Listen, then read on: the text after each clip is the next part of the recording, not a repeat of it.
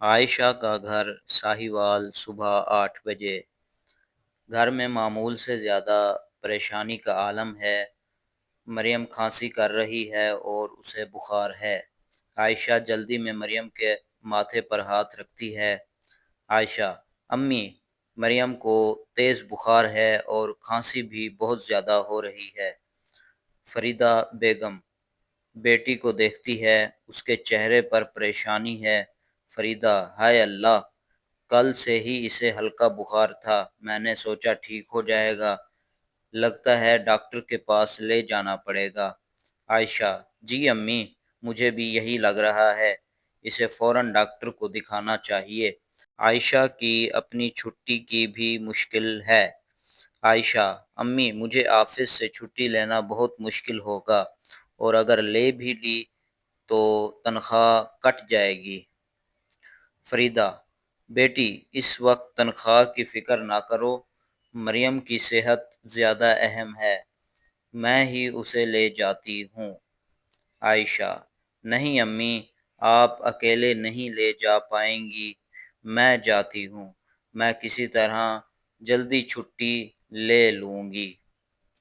عائشہ پریشانی میں گھری ہوئی ہے اور فوراً اپنے آفس فون کرتی ہے اور چھٹی کی درخواست کرتی ہے، جس پر اسے بتایا جاتا ہے کہ آج کام بہت زیادہ ہے، اس کے بغیر گزارا مشکل ہوگا۔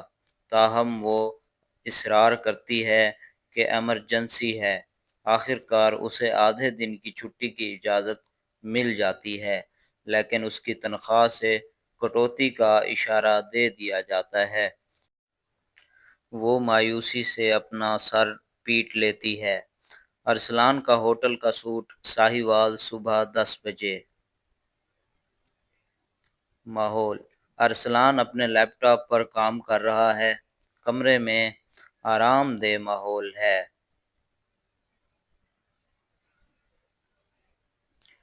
ارسلان اپنے لیپ ٹاپ پر ایک رپورٹ دیکھ رہا ہے جس میں ساہیوال میں سوشل ویلفیئر کے کچھ پراجیکٹس کا ذکر ہے۔ اس کے بزنس نمائندے نے اسے یہ رپورٹ دی تھی۔ ارسلان خود سے بڑبڑاتا ہے: ساہیوال میں بھی کافی مشکلات ہیں، یہ لوگ کس طرح گزارا کرتے ہیں؟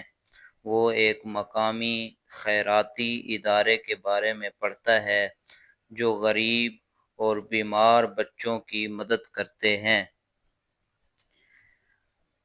اس کے ذہن میں ہلکا سا خیال آتا ہے کہ وہ کچھ کرے۔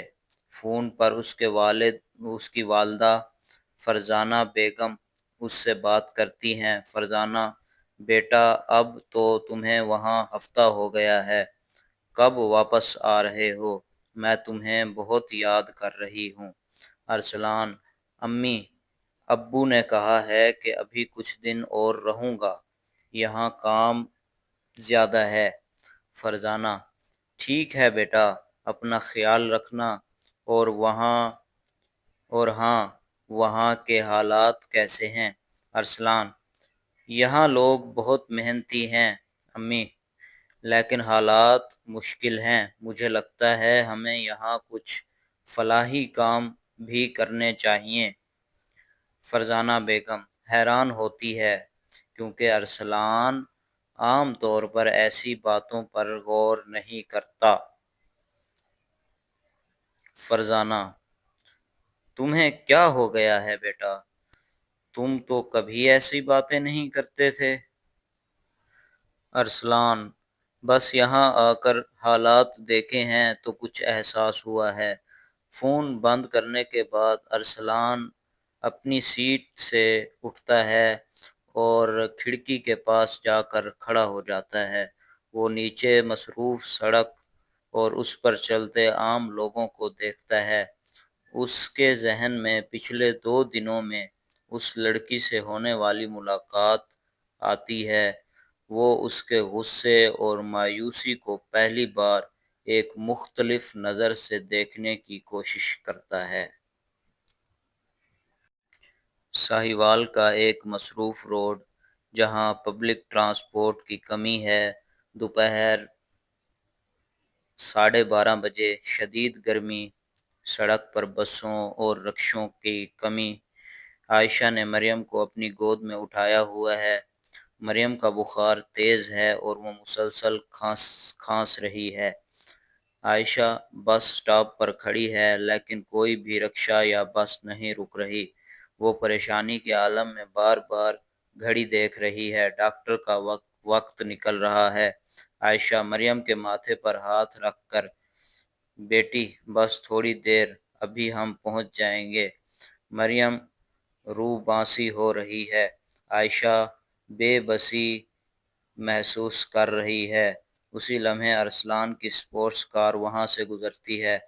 ارسلان سڑک کے کنارے کھڑی عائشہ کو مریم سمیت دیکھتا ہے۔ وہ اسے فوراً پہچان لیتا ہے۔ پہلے تو وہ اسے نظر انداز کرنے کا سوچتا ہے، لیکن مریم کی حالت دیکھ کر اس کے دل میں کچھ ہلچل ہوتی ہے۔ وہ اپنی گاڑی سڑک کے کنارے روک لیتا ہے۔ عائشہ حیرت سے اسے دیکھتی ہے اور اسے لگتا ہے کہ ارسلان پھر کوئی طعنہ مارنے آیا ہے۔ ارسلان گاڑی کا شیشہ نیچے کرتا ہے۔ اس کے چہرے پر سنجیدگی ہے۔ ارسلان: کیا ہوا؟ بچہ ٹھیک نہیں ہے؟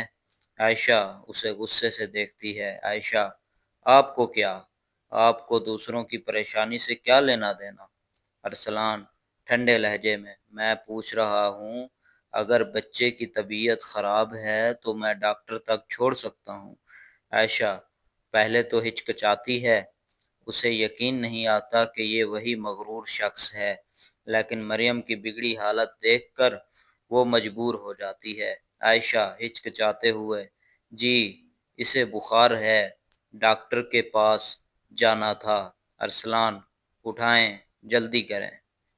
عائشہ مریم کو لے کر گاڑی کی پچھلی سیٹ پر بیٹھ جاتی ہے۔ ارسلان گاڑی سٹارٹ کرتا ہے اور ڈاکٹر کلینک کی طرف بڑھتا ہے۔ گاڑی میں خاموشی چھا جاتی ہے، صرف مریم کی ہلکی کھانسی کی آواز آتی ہے۔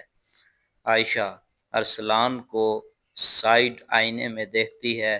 اس کے چہرے پر پہلی بار اتنی سنجیدگی اور کسی حد تک فکر مندی ہے۔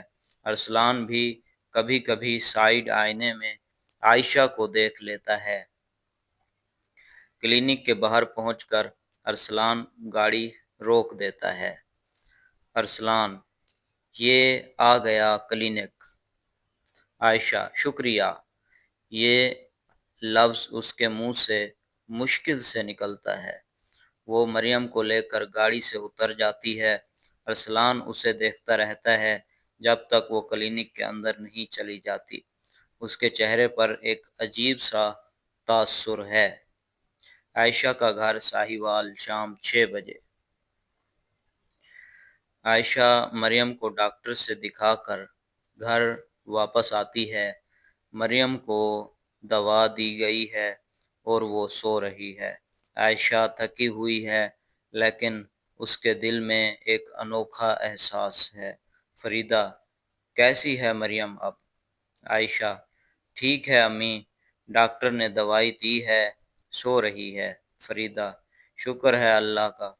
کیسے گئیں تم ڈاکٹر کے پاس؟ عائشہ ہچکچاتے ہوئے ارسلان کی مدد کا ذکر کرتی ہے۔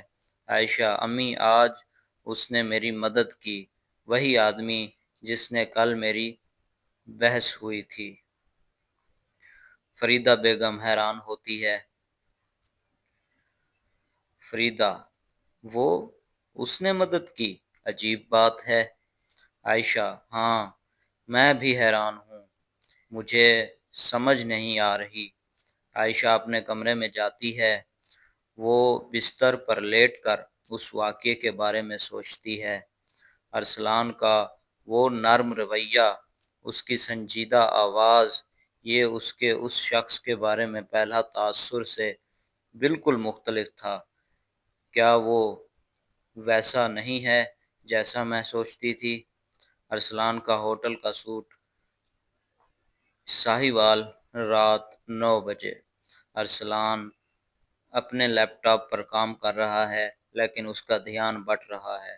اسے مریم کا بخار سے تڑپتا ہوا چہرہ اور عائشہ کی بے بسی یاد آ رہی ہے۔ ارسلان خود سے، وہ اتنی پریشان تھی، شاید وہ ہمیشہ ایسی نہیں ہوتی۔ اس کے ذہن میں عائشہ کی باتیں گونجتی ہیں، آپ جیسے لوگ سمجھتے ہیں کہ سارا جہاں آپ کی مٹھی میں ہے۔ ارسلان، کیا واقعی میں ایسا ہی ہوں؟ وہ ایک لمحے کو رکتا ہے اور گہری سوچ میں ڈوب جاتا ہے۔ اسے محسوس ہوتا ہے کہ اس کی دنیا اور عائشہ کی دنیا میں بہت فرق ہے۔ اس نے پہلی بار کسی عام شخص کی براہ راست پریشانی دیکھی تھی اور شاید اسے محسوس کیا تھا۔ اس کے چہرے پر ایک ہلکی سی تبدیلی نظر آتی ہے، ایک ایسی سوچ جو پہلے اس کے ذہن میں نہیں آئی تھی۔ عائشہ اور ارسلان دونوں اپنے اپنے بستر پر لیٹے ہیں، لیکن آج رات ان کے ذہنوں میں ایک دوسرے کے بارے میں ایک نیا خیال پیدا ہوا ہے۔ عائشہ جہاں عائشہ ارسلان کے اچھے پہلو پر حیران ہے، وہیں ارسلان عائشہ کے حالات اور اپنی ذات پر پہلی بار غور کر رہا ہے۔ یہ ایک غیر متوقع قربت کا آغاز ہے، ایک ایسی دھڑکن جو ابھی تک پوری طرح سے محسوس نہیں ہوئی۔